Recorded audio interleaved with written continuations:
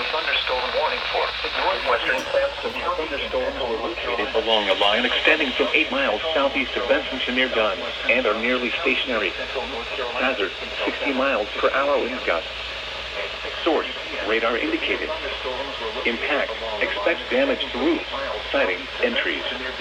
Locations impacted include Dunn, Benson, Four Oaks, Newton Grove, and Sturgis Corner. For your protection, move to an interior room on the lowest floor of a building. Straight line winds can blow down trees, power lines, and damage mobile homes and other buildings. Four Oaks, Newton Grove, and Sturgis Corner. Structure until the storm has passed. Stay away from windows as flying debris generated by damaging winds can be deadly. Damaging winds and continuous cloud-to-ground lightning is occurring with these storms.